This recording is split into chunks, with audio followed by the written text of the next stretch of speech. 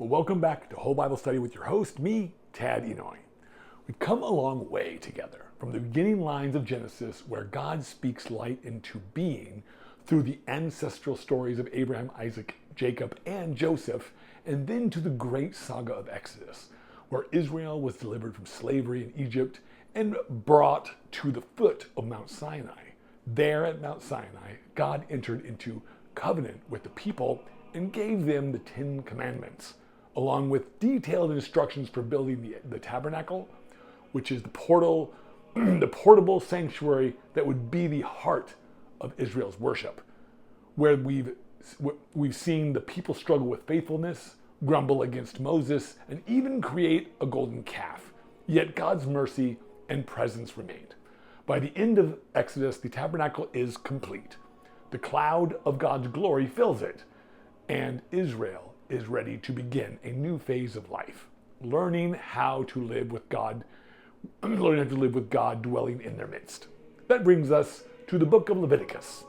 Now, I want to pause and explain something before we start. Up till now, we've been moving carefully through Scripture chapter by chapter, but as we enter Leviticus and Numbers, things shift. These books contain long sections of ritual laws, priestly regulations, purity codes, and communal instructions. If we went strictly one chapter at a time, we might end up getting bogged down in the details and lose the bigger picture. So for this stretch, we're going to cover 2 chapters together. This will help us move through the material while still giving space to reflect on the meaning and theology behind it. And once we return to more narrative-driven sections later, we'll resume our normal chapter-by-chapter approach. So now for the live Leviticus reading of chapters 1 through 2. The Lord called to Moses and spoke to him from the tent of meeting. He said, "Speak to the Israelites and say to them, when any of you brings any offerings to the Lord, bring as your offering an animal from either the herd or the flock. If the offering is a burnt offering from the herd, he is to offer a male without defect. He must present it at the entrance of the tent of meeting so that it will be acceptable to the Lord. He is to lay his hand on the head of the burnt offering, and it will be accepted on his behalf to make atonement for him. He is to slaughter the young bull before the Lord, and then Aaron's sons, the priests, shall bring the blood and sprinkle it against the altar on all sides, at the entrance of the tent of meeting. He is to skin the burnt offering and cut it into pieces. The sons of Aaron, the priest, are to put fire on the altar and arrange wood on the fire. Then Aaron's sons, the priests, shall arrange the pieces, including the head and the fat, on the burning wood that is on the altar. He is to wash the inner parts and the legs with water, and the priest is to burn all of it on the altar. It is a burnt offering, an offering made by fire, an aroma pleasing to the Lord. If the offering is a burnt offering from the flock, from either the sheep, the goats, he is to offer a male without defect. He is to slaughter it at the north side of the altar before the Lord, and Aaron's sons, the priests, shall sprinkle its blood against the altar on all sides. He is to cut it into pieces, and the priest shall arrange them, including the head and the fat, on the burning wood that is on the altar. He is to wash the inner parts and the legs with water, and the priest is to bring all of it and burn it on the altar. It is a burnt offering, an offering made by fire, an aroma pleasing to the Lord. If the offering to the Lord is a burnt offering of birds, he is to offer a dove or a young pigeon. The priest shall bring it to the altar, wring off its head, and burn it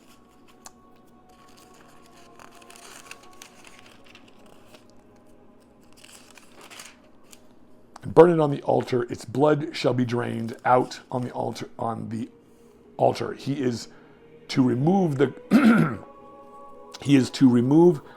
the crop with its contents and throw it into the east of the altar where the ashes are. He shall tear it open by the wings, not severing it completely, and then the priest shall burn it on the wood that is on the fire on the altar. It is a burnt offering, an offering made by fire, an aroma pleasing to the Lord. Chapter 2. When someone brings a grain offering to the Lord, his offering is to be of fine flour. He is to pour oil on it, put incense on it, and take it to Aaron's sons, the priests. The priests shall take a handful of the fine flour and oil, together with all of the incense, and burn this as a memorial portion on the altar, an offering made by fire, an aroma pleasing to the Lord. The rest of the grain offering belongs to Aaron and his sons. It is the most holy part of the offerings made to the Lord by fire. If you bring a grain offering baked in an oven, it is to consist of fine flour, cakes made without yeast and mixed with oil, or wafers made without yeast and spread with oil. If your grain offering is prepared on a griddle, it is to be made of fine flour mixed with oil and without yeast. Crumble it and pour oil on it. It is a grain offering. If your grain offering is cooked in a pan, it is to be made of fine flour and oil. Bring the grain offering made of these things to the Lord. Present it to the priest, who shall take it to the altar. He shall take it out, the memorial portion from the grain offering, and burn it on the altar as an offering made by fire, an aroma pleasing to the Lord. The rest of the grain offering belongs to Aaron and his sons. It is the most holy part of the offering made to the Lord by fire. Every grain offering you bring to the Lord must be made without yeast, for you are not to burn any yeast or honey in any offerings made to the Lord by fire. You may bring them to the Lord as an offering of the first fruits, but they are not to be offered on the altar as a pleasing aroma. Season all your grain offerings with salt. Do not leave the salt on the covenant of your God. Out of your grain offerings, add salt to all your offerings. If you bring a grain offering of first fruits to the Lord, offer crushed heads of new grain roasted in the fire. Put the oil and incense on it. It is a grain offering. The priest shall burn the memorial portion of the crushed grain and the oil together with all the incense as an offering made to the Lord by fire. All right. That was Leviticus chapters 1 and 2. Leviticus opens not with narrative or exhortation, but with detailed ritual legislation, specifically the procedures for sacrificial offerings, beginning with the burnt offering, or olah in Hebrew, literally meaning that which goes up. The phrase refers to the smoke rising heavenward, but it also signals something more profound, the totality of the offering. Nothing is held back. The entire animal is consumed by fire. In Israelite theology, divine encounter begins not with casual prayer, but with worship that is embodied, costly, and highly structured. Sacrifice, of course, was not unique to Israel. In the ancient Near East, every culture approached the divine through offerings. The Babylonians, the Canaanites, even the Egyptians all brought food, drink, and animals to their gods. What made Israel's system different was its theology. Everywhere else, sacrifices were thought to feed the gods, to keep them strong and satisfied. In Egypt, for example, daily offerings in the temple were literally framed as meals for the deity's statue.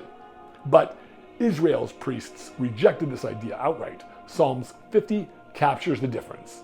God says, quote, "If I were hungry, I would not tell you," unquote. The God of Israel is not dependent on human gifts. The olah is not food for God. It is an act of surrender, a way of saying all life belongs to you. Scholars like John Dom Crossan, professor emeritus at DePaul University, have suggested that rituals are theology enacted. They are non-verbal texts that shape how a community sees the world. When Leviticus insists on unblemished animals, precise procedures, and careful handling of blood, it is teaching through action. These offerings weren't just pragmatic, they were a kind of pedagogy. Each detail trained Israel in what it meant to approach holiness with reverence. And there's another layer. Many biblical scholars, following what's called the historical critical method, see Leviticus 1 through 7 as part of the priestly source, sometimes abbreviated as P. These texts were likely written or edited during or after the Babylonian exile, when the temple worship was threatened or impossible. Imagine priests far from Jerusalem, watching their sacred center lie in ruins. Writing down the details of sacrificial law was a way of preserving their identity and ensuring that when worship was restored, nothing would be forgotten. So these instructions were not just ritual, they are survival. They are the portable memory of a people who believed their God would one day bring them home. So notice too, the way the text creates economic space for everyone. If you could afford a bull, you brought a bull. If you could only manage a sheep or a goat, that was accepted. And if your family was poor, even a pair of turtle doves or pigeons were welcomed. The scaling of sacrifice was radically inclusive. Other ancient law codes, like those from Mesopotamia, scaled penalties and rituals according to social class. Nobles paid less, peasants paid more. But Leviticus flips this logic. No matter your wealth, you had access to the altar. That's a powerful declaration of equality before God. Elaine Pagels, the Princeton scholar known for her work on early Christian texts, has pointed out how unusual this was compared to other ancient systems. Israel's God invited the poor into worship without shame. One of the most intriguing actions in the ritual is the laying on of hands, the simaka. The worshiper presses their hand onto the animal's head. But what does that mean? The great scholar Jacob Milgrom argued it was an act of identification, saying, in effect, this animal represents me. Others, like Dr. James Tabor, a historian of early Christianity, see it as transference, the worshiper's impurity or guilt being placed upon the animal. Either way, the worshiper is not a detached bystander. They are bound into the ritual implicated in what happens next. Then comes the blood. In Hebrew thought, blood carried nephesh, not exactly soul in the way we imagine it, but the very life force, the animating vitality of a creature. To spill it was weighty. To place it on the altar was to return life itself to the God who gave it. The term kafar, often translated to atone, literally means to cover. It's less about a courtroom pardon and more about repairing a relationship, covering the rupture so life with God can continue. As Ross Nichols and other scholars emphasize, atonement in Leviticus is about relational restoration, not simply canceling guilt. All of this, the smoke, the smell of burnt flesh, the priests handling the blood, the people gathered, was visceral and sensory. Imagine the sound of animals bleating, the sight of fire consuming the entire carcass, the mingled aroma of meat and incense rising into the air. Worship in the ancient world was not quiet or sterile. It was loud, messy, embodied. And that was the point. Holiness was not abstract. It was lived, smelled, tasted, heard. Leviticus 1 is not a dry list of rules. It is theological architecture. It establishes how frail humans carrying impurity and weakness can live without a holy God in their midst, or can live with a holy God in their midst. Chapter 2 shifts the focus from animals to grain offerings, called the minchah. Here, the worshiper brought fine flour, oil, and frankincense. The offering could be presented raw, baked, or fried. Part of it was burnt in the altar, but the rest was eaten by the priests. This shared structure tells us something important. The offering wasn't only about what went up to God, it was also about what stayed behind, building communion among God's people. Jacob Milgrom describes the minchah as an act of homage, thanksgiving, and covenant reaffirmation. It wasn't second class because it lacked blood. On the contrary, in an agrarian economy, flour was as precious as livestock. This was daily bread transformed into liturgy. So by offering it, the farmer confessed, the harvest is not mine first, it belongs to God. Every detail mattered. Oil symbolized abundance and divine flavor. Frankincense, with its rich aroma, was reserved for priestly and royal contexts, marking the act with dignity. A portion was burned as the azkara, the memorial portion, invoking God's remembrance. In ancient covenants, remembrance was never just mental. It was about loyalty, ongoing fidelity. Then there's the salt. Leviticus 2:13 insists, quote, you shall not let the salt of the covenant with your God be missing. Salt in the ancient world symbolized permanence. To share salt was to seal a bond. Hittite treaties, Babylonian banquets, even Roman friendships involved salt rituals. So here, when Israel seasons its offering with salt, it's not about flavor, it's about faithfulness. Every loaf of bread on the altar carried the taste of covenant loyalty. By contrast, leaven and honey were excluded, both ferment, both change and decay. Mary Douglas, the anthropologist famous for her book Leviticus as Literature, argued that Leviticus is obsessed with boundaries, keeping life ordered, keeping creation stable.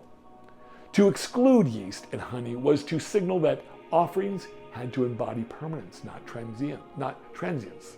Salt preserved, yeast corrupted. The altar was no place for decay. And here's their theology and anthropology meet. Here's where they meet. These sacrifices were not just about individuals.